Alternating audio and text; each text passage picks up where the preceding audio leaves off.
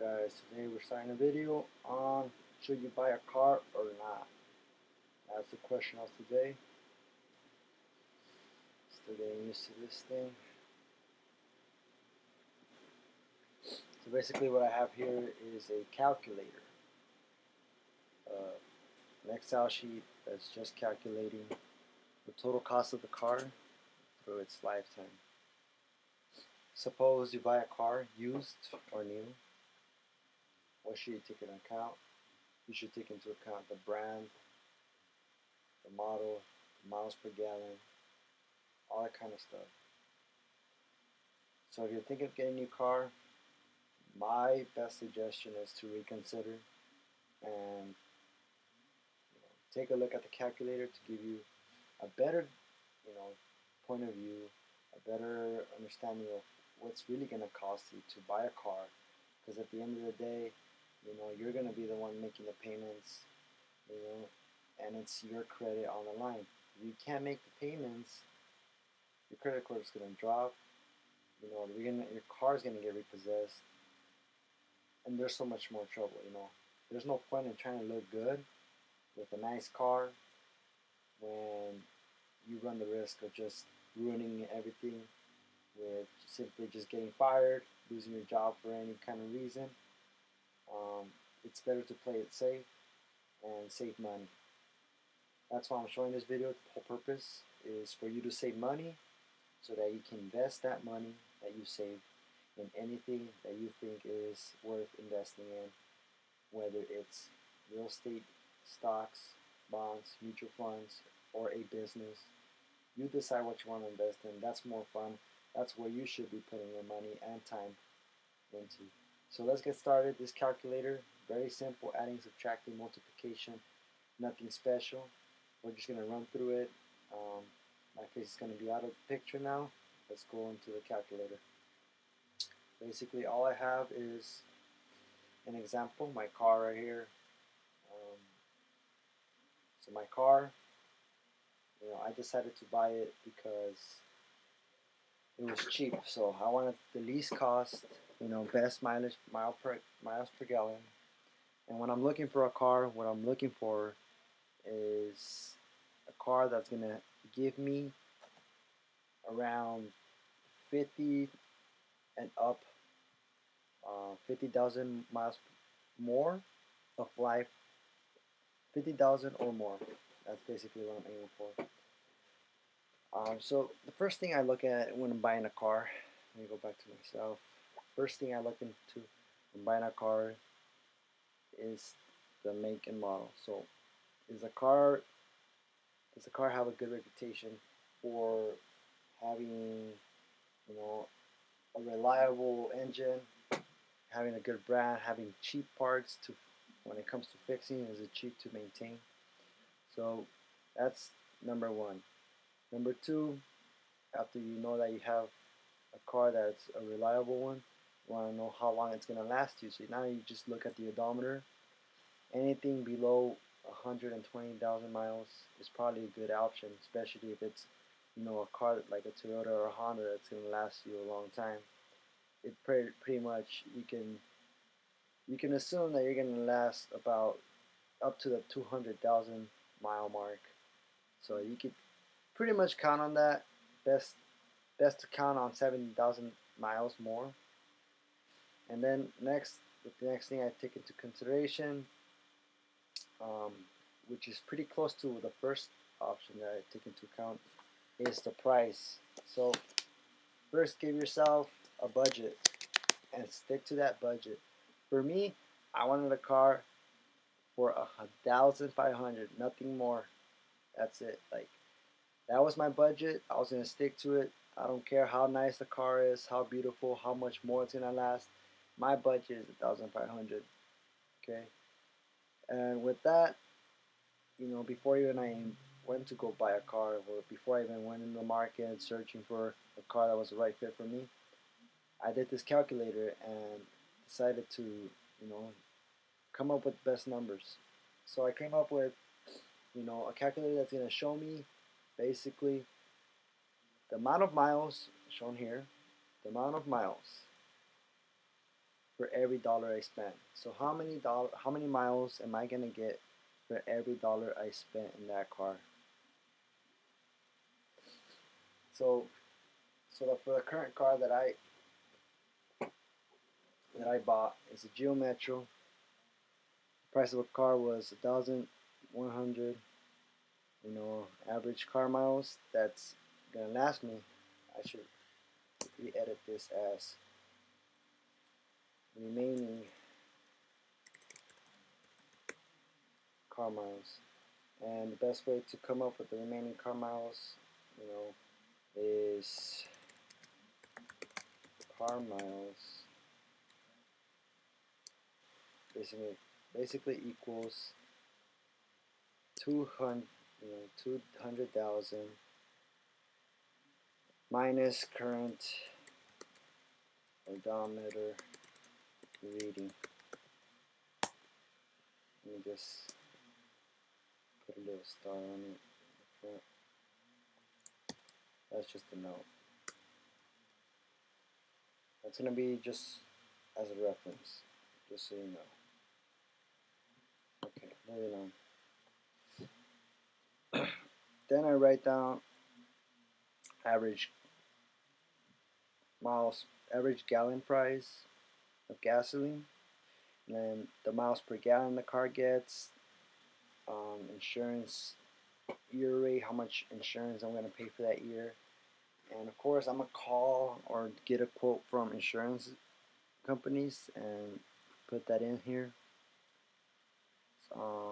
Car life in years, you know, average miles per year that you will drive, you know, just calculate how many miles you go from your house to work, and then multiply that by the days you work, and as a round trip multiply it times 2. Oil change price, you know, how many times you're going to change the car's oil throughout its life, you know, and then you also take into account, you know, how many, you get that number, this green number, by the amount of miles you run in your car before changing the oil. You know, you also have to take into account the tires. So just put the price, the life of the tires, how many times you're going to change the tires throughout the car's life. Obviously, to get that, you put in the miles the tires will get. Shock price, I didn't really take into account because I'm not going to change my shocks. It's just an old car. I'm going to let it last 70,000 miles. Right now I'm at about 50,000 miles. Maybe 20,000 more miles would be nice to have. Strut sets, yeah, I'm not really changing that, but I put it in there. I could actually take it off. Strut set price, I'm going to delete that. Mouse, yeah, I'm going to delete that.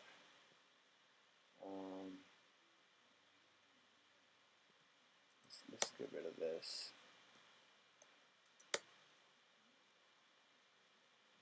Brake set's important. That's something that's going to get changed. Brake set, it's actually cheaper. It's actually $30 for my car.